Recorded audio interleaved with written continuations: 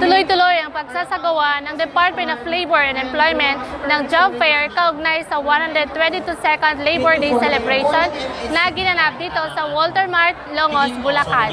Ang aktibidad ay pinamunuan ni Mrs. Maylene Srigoson, pinuno ng Dole, Bulacan, katuwang si Attorney J. Rick L. Amil, Provincial Peso Manager, kasama si Honorable Daniel R. Fernando, Governor ng Bulacan, mga membro ng Dole at Peso Office, Local Government Unit ng Malolos at Provincial Government ng Bulacan.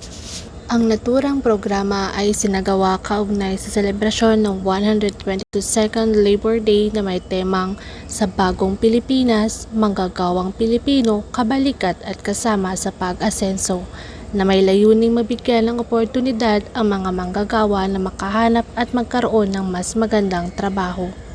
Layunin ng job fair na to na mailapit namin sa mga job seekers ang trabaho. Hindi na sila kailangan pumunta pa sa mga kumpanya para mag-apply at nandito na rin ang one-stop shop allied services.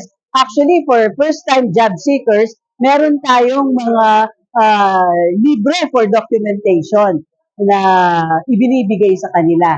Andito ang SSS, PhilHealth, Pag-ibig at lahat pa ng mga government agencies.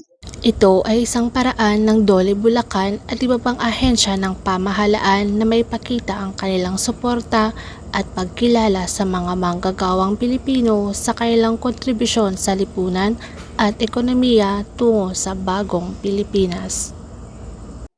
Mula dito sa Walter Mart, Longos, Bulacan, ako ang inyong PNN correspondent, Patrolwoman Janet Balad, alagad ng batas, tagataguyod ng Balitang Pulis.